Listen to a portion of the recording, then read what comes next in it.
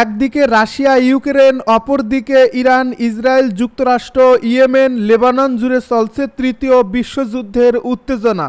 আর এরই মধ্যে আমাদের হাতে এসেছে গুরুত্বপূর্ণ আপডেট আন্তর্জাতিক সংবাদ। শুরুতেই থাকছে পরমাণু আলোচনা নিয়ে ইরানকে স্টিভ উইটকফের নতুন বার্তা। আরও জানাবো যে হুঁশিয়ারি দিলেন ইরানি জেনারেল। এদিকে আমিরাতের পরিকল্পনায় হুতিদের বিরুদ্ধে শুরু হতে পারে স্থল অভিযান।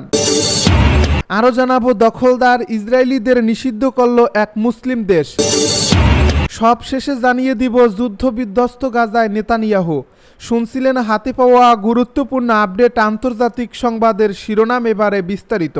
তবে তার আগে অনুরোধ রইল একটি লাইক দিন এবং কমেন্ট করে জানিয়ে দিন ভিডিও সম্পর্কে আপনার মূল্যবান মতামত। আরও জানিয়ে দিন ভিডিওটি কোথা থেকে দেখছেন বা কোন জেলা থেকে দেখছেন। পরমাণু আলোচনা নিয়ে ইরানকে স্টিভ উইটকফের নতুন বার্তা। পরমাণু আলোচনা নিয়ে ইরানকে নতুন বার্তা দিয়েছেন যুক্তরাষ্ট্রের বিশেষ দূত স্টিভ উইটকফ। তিনি বলেন, ওয়াশিংটনের সঙ্গে একটি চুক্তিতে পৌঁছাতে হলে তেহরানকে অবশ্যই তার পারমাণবিক ইউরেনিয়াম সমৃদ্ধকরণ কর্মসূচি বন্ধ ও বিলুপ্ত করতে হবে। মঙ্গলবার আল জাজিরার এক প্রতিবেদনে এই তথ্য জানানো হয়েছে। এক বিবৃতিতে উইটকফ বলেন, যে কোনো চূড়ান্ত চুক্তিকে অবশ্যই একটি শান্তি, স্থিতিশীলতা এবং মধ্যপ্রাচ্যে সমৃদ্ধির কাঠামো স্থাপন করতে হবে, যার অর্থ হচ্ছে ইরানকে তার পারমাণবিক সমৃদ্ধকরণ ও অস্ত্রীকরণ কর্মসূচি বন্ধ করতে হবে। উইটকফের এই মন্তব্যটি আগের দিনের বক্তব্যের সঙ্গে বিপরীত। আগের মন্তব্যে তিনি বলেছিলেন, যুক্তরাষ্ট্র কেবলমাত্র কম মাত্রায় ইউরেনিয়াম সমৃদ্ধকরণে সন্তুষ্ট হতে পারে যদি তা কেবল জ্বালানি উৎপাদনের জন্য হয়। তিনি আরও বলেন, বিশ্বের স্বার্থে একটি কঠিন, ন্যায্য এবং স্থায়ী চুক্তি তৈরি করা অত্যন্ত জরুরি। প্রেসিডেন্ট ট্রাম্প আমাকে সে কাজে নিয়োজিত করেছেন। যুক্তরাষ্ট্রের পররাষ্ট্র দপ্তরও উইটকফের বক্তব্য সমর্থন করে জানায়, ইরানের ইউরেনিয়াম সমৃদ্ধকরণ পুরোপুরি বন্ধ করাই তাদের লক্ষ্য। গত শনিবার ওমানে ইরানের পররাষ্ট্রমন্ত্রী আব্বাস আরাগচির সঙ্গে সরাসরি আলোচনায় অংশ নেন উইটকফ। আগামী 19 এপ্রিল আরেক দফা বৈঠকের কথা রয়েছে।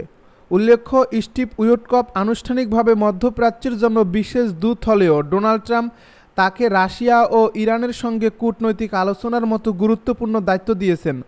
ইরানের পরমাণু কর্মসূচি নিয়ে পশ্চিমা দেশগুলোর দীর্ঘদিনের উদ্বেগের মধ্যে এই আলোচনা আন্তর্জাতিক অঙ্গন নজরে রাখছে। এবার যুক্তরাষ্ট্রের বিরুদ্ধে যে হুঁশিয়ারি দিলেন ইরানি জেনারেল। ইরানের ইসলামী বিপ্লবী গার্ড কোর আইআরজিসির এক জেনারেল বলেছেন, ইরানের জাতীয় নিরাপত্তা এবং প্রতিরক্ষা ক্ষমতা নিয়ে কোনো আলোচনার দরকার নেই। Brigadier general Ali Mohammad Naeini ওমানে ইরান ও যুক্তরাষ্ট্রের মধ্যে দ্বিতীয় দফা পরোক্ষ আলোচনার আগে বলেছেন, জাতীয় নিরাপত্তা, প্রতিরক্ষা এবং সামরিক শক্তিতে ইরানের লাল রেখা বা সর্বোচ্চ প্রস্তুতি পর্যায়ে আছে। যে কোনো পরিস্থিতিতে এ নিয়ে আলোচনা করার কিছু নেই। ইরানকে কিছুই প্রমাণ করতে হবে না। ইসরায়েলের সরাসরি ইরানি হামলা ট্রু প্রমিস একের প্রথম বার্ষিকী উপলক্ষে এক সংবাদ সম্মেলনে এসব কথা বলেন জেনারেল আলী মোহাম্মদ নায়েনি। এই অভিযানে প্রথমবারের মতো ইসরায়েলের 3 শতাধিক ড্রোন এবং ক্ষেপণাস্ত্র দিয়ে হামলা চালায় ইরান। ট্রু প্রমিস নামের অভিযানটি সিরিয়ার রাজধানী দামেস্কে ইরানের কনসুলেটে ইসরায়েলি হামলায় 7 জন আইআরজিসির সদস্য নিহত হওয়ার 2 সপ্তাহেরও কম সময়ের মধ্যে চালানো হয়েছিল। নায়েনি এই প্রতিশোধমূলক আক্রমণকে বিশ্বের বৃহত্তম ড্রোন অভিযান হিসাবে প্রশংসা করছেন, যার উড্ডয়ন পরিধি ছিল 1000 কিলোমিটারেরও বেশি।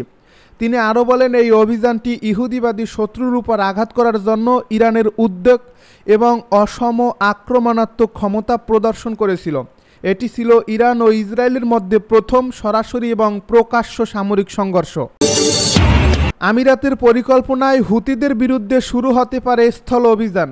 ইয়েমেনের সশস্ত্র হুতি বিদ্রোহীদের বিরুদ্ধে স্থল অভিযান চালাতে পারে দেশটির অন্যান্য বিদ্রোহী গোষ্ঠীগুলো।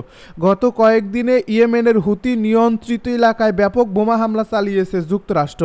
আর এই সুযোগটি কাজে লাগিয়ে স্থল হামলা চালিয়ে হুতিদের শক্তিশালী স্থানগুলো থেকে হটিয়ে দেওয়ার পরিকল্পনা করা হচ্ছে।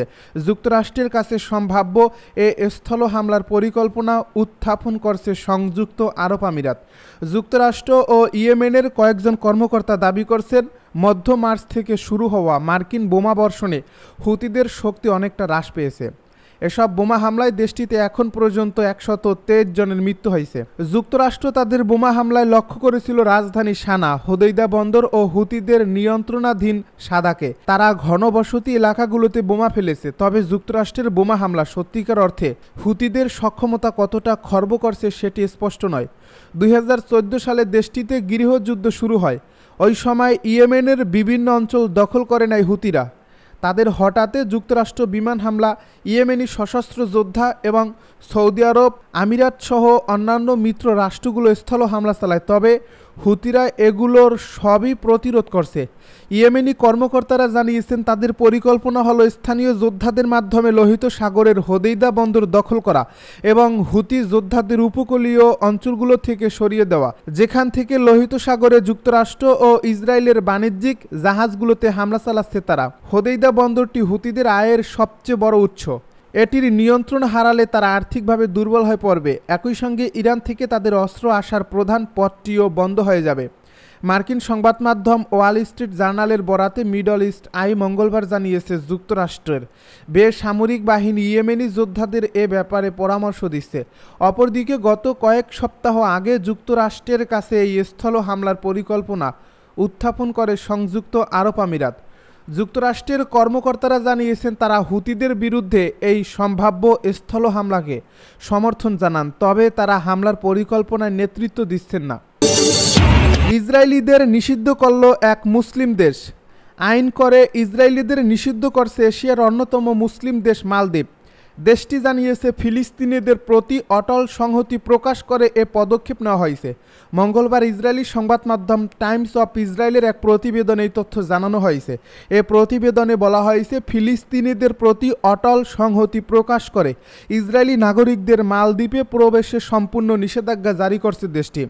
মঙ্গলবার এ সংসদে অনুমোদনের পরই প্রেসিডেন্ট মোহাম্মদ মুইজ্জু এই আইনটি অনুমোদন করেন। প্রেসিডেন্টের দপ্তর এক বিবৃতিতে জানায় ইসরায়েল কর্তৃক ফিলিস্তিনিদের বিরুদ্ধে চলমান বর্বরতা ও গণহত্যার প্রতিক্রিয়ায় এই সিদ্ধান্ত নেওয়া হয়েছে। মালদ্বীপ সরকার ফিলিস্তিনিদের প্রতি তাদের অটল সংহতি পুনর্ব্যক্ত করছে। মইজ্জুর কার্যালয়ের এক মুখপাত্র জানান এই নিষেধাজ্ঞাটি তাৎক্ষণিকভাবে কার্যকর হবে। মুসলিম সংখ্যাগরিষ্ঠ ছোট দ্বীপরাষ্ট্র মালদ্বীপ।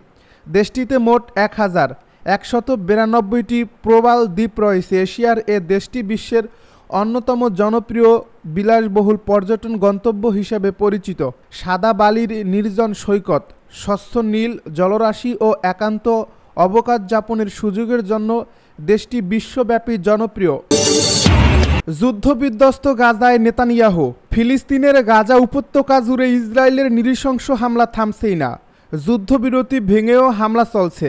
ইসরায়েলি হত্যাযজ্ঞ থেকে বাদ পড়ছে না শিশুরাও। ব্যাপক সমালোচনার মধ্যেও ইসরায়েলি বাহিনী প্রতিদিনই হামলা চালিয়ে যাচ্ছে। এর ফলে অবরুদ্ধ উপত্যকাটিতে মৃত্যুর মিছিল থামছেই না। চলমান নৃশংসতার মধ্যেই ইসরায়েলের প্রধানমন্ত্রী বেনিয়ামিন নেতানিয়াহু মঙ্গলবার গাজার উত্তরাঞ্চলে সফর করেছেন বলে জানিয়েছে তার দপ্তর। সংবাদ মাধ্যম বেয়ারনস তাদের এক প্রতিবেদনে এই খবর জানায়। এই খবরে বলা হয় যুদ্ধবিধ্বস্ত গাজায় চলমান বিমান ও স্থল অভিযান চালিয়ে যাওয়ার মধ্যেই এই সফরটি অনুষ্ঠিত হয়। বেয়ারনস আরও জানান, প্রধানমন্ত্রীর দপ্তর থেকে দেওয়া এক বিবৃতিতে বলা হয়েছে প্রধানমন্ত্রী বেনিয়ামিন নেতানিয়াহু আজ গাজার উত্তর অংশে সফর করছেন। তবে এই সফরের বিষয়ে বিস্তারিত আর কোনো তথ্য প্রকাশ করেনি ইসরায়েলের প্রধানমন্ত্রীর কার্যালয়। গাজায় চলমান নৃশংসতার মধ্যে গত 19 জানুয়ারি যুদ্ধবিরতি শুরু হয়। এরপরে সেই যুদ্ধবিরতি ভেঙে 18 মার্চ আবার হামলা শুরু করে ইসরায়েলি বাহিনী। গাজার স্থানীয় স্বাস্থ্য মন্ত্রণালয়ের হিসাবে 2023 সালের অক্টোবর থেকে গাজায় ইসরায়েলের নির্বিচার হামলায় এ পর্যন্ত প্রায় 51,000 মানুষ নিহত হয়েছেন। আহত হয়েছেন অন্তত 1.25 লাখ মানুষ। নিহত ব্যক্তিদের মধ্যে 15,000-এরও বেশি শিশু রয়েছে বলে চলতি মাসের শুরুর দিকে জানিয়েছিল জাতিসংঘ শিশু তহবিল।